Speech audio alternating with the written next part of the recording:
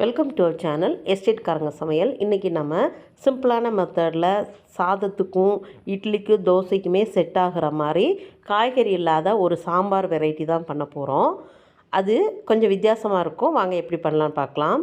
அதுக்கு ஒரு 100 கிராம் அளவுக்கு துவரம்பருப்பு எடுத்து க்ளீன் பண்ணி குக்கரில் சேர்த்துருக்கேன். அது கூட ஒரு பெரிய வெங்காயம், ஒரு தக்காளி, 3 பச்சை மிளகா சேர்த்து கொஞ்சமாக உப்பு சேர்த்து நம்ம இதை அளவான தண்ணியில் 3லேருந்து 4 விசில் விட்டு எடுக்க போகிறோம்.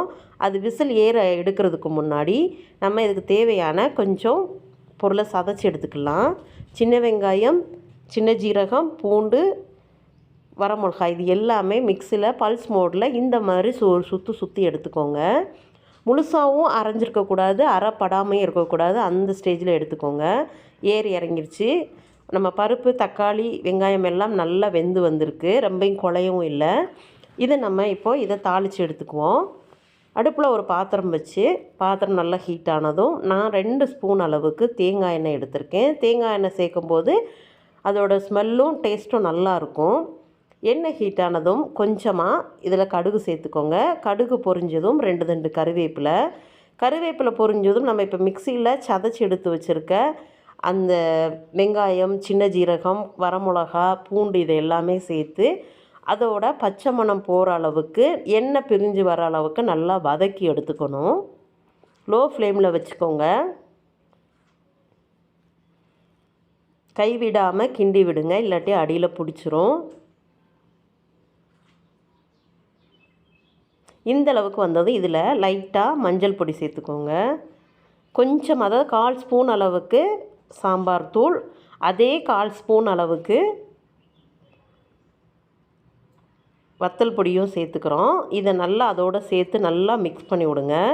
அதோட பச்சை மணமுமே நல்லா போய் நல்லா அந்த எண்ணெயில் குக் ஆகட்டும். இது ரெடி ஆனதும் நம்ம இப்போ வேக வச்சு எடுத்து வச்சுருக்க பருப்பை இதோடு நம்ம சேர்த்துக்கணும். நல்லா மணம் போகிற அளவுக்கு நல்லா வதக்கியாச்சு. ஏன்னா நம்ம பருப்பு சேர்த்ததும் ஒரு கொதி வந்த உடனேமே நல்லா ஒரு தரன்னு ஒரு கொதி கொதித்த உடனேமே நம்ம இறக்கிற போகிறோம். இப்போ அதில் கொஞ்சமாக தண்ணி சேர்த்து அதையும் நம்ம சேர்த்துக்குவோம்.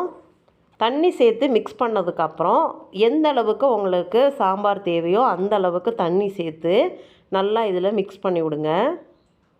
பார்த்திங்கனாலே தெரியும் நம்ம சேர்த்துருக்க மசாலா எல்லாமே எவ்வளோ அழகாக மிக்ஸ் ஆகி வருது பாருங்கள். கலரே பார்க்க சூப்பராக இருக்கும். அதோட டேஸ்ட்டும் ஸ்மெல்லுமே நல்லா இருக்கும். இப்போது இது கொஞ்சம் திக்காகவே இருக்குது. இதில் எக்ஸஸாக கொஞ்சம் தண்ணி சேர்த்துக்கோங்க. இது கொஞ்சம் தண்ணியாக இருந்தால் தான் நல்லாயிருக்கும். இந்த மாதிரி சேர்த்து மிக்ஸ் பண்ணி விட்டுக்கோங்க. இப்போது நம்ம மூடி போட்டு இதை நல்லா ஒரு நல்லா கொதிக்க விட போகிறோம். மூடி போடாமையும் கொதிக்க விடலாம். ஆனால் நான் இன்றைக்கி சின்ன பாத்திரத்தில் வச்சுருக்கிறதுனால அது தெறிக்க ஆரம்பிச்சிரும். இப்போ போதுமான அளவு உப்பு சேர்த்துக்கோங்க. ஆல்ரெடி உப்பு சேர்த்துருக்கோம், அது பத்தாது. அதனால தான் நம்ம இப்போ உப்பு சேர்த்து நல்லா மிக்ஸ் பண்ணி விட்டுட்டு மூடி போட்டு இதை நம்ம கொதிக்க விடணும். மூடி போட்டுக்கோங்க. லோ ஃப்ளேம்லேயே கொதிக்க விடுங்க. பார்த்திங்கனால தெரியும் நல்லா கொதிக்க ஆரம்பிச்சிருச்சு. இதை நல்லா மிக்ஸ் பண்ணி விட்டுக்கோங்க. நல்லா கலந்து விடுங்க. நார்மலாக நம்ம வைக்கிற சாம்பாரில் மல்லி இலை சேர்ப்போம், நல்லா மணமாக இருக்கும். ஆனால் இந்த சாம்பாருக்கு நீங்கள் மல்லி இலை சேர்க்கணுன்னே அவசியம் இல்லை. மல்லி இலை சேர்த்தா அதோடய டேஸ்ட்டு வேறு மாதிரி ஆயிரும். அதனால் சேர்க்க வேண்டாம். மார்னிங் லேட் ஆயிடுச்சு, டிஃபனுக்கும் நான் சாம்பார் பண்ணணும், லஞ்சுக்கும் கிரேவி பண்ணணும் அப்படின்னு யோசிக்கிறவங்களுக்கு இது பெஸ்ட் ஆப்ஷனாக இருக்கும். இதை நீங்கள் ட்ரை பண்ணி பாருங்கள். டேஸ்ட் வைஸ் சூப்பராக இருக்கும். நம்மளோட சேனலில் நீங்கள் ஃபஸ்ட் டைம் தான் பார்க்குறீங்கன்னா நம்மளோட சேனலை மறக்காமல் சப்ஸ்கிரைப் பண்ணிக்கோங்க. பக்கத்தில் இருக்க பெல் ஐக்கானையும் கிளிக் பண்ணிக்கோங்க. அப்போனா தான் நான் போடுற வீடியோ உங்களுக்கு அப்பப்போ நோட்டிஃபிகேஷனாக வரும். இதே மாதிரி நீங்களும் வீட்டில் ட்ரை பண்ணி பாருங்கள். உங்களுக்கு பிடிச்சிருந்தா நம்மளோட சேனலை மறக்காமல் லைக் பண்ணுங்கள், ஷேர் பண்ணுங்கள், கமெண்ட் பண்ணுங்கள். தேங்க்யூ ஃபார் வாட்சிங்.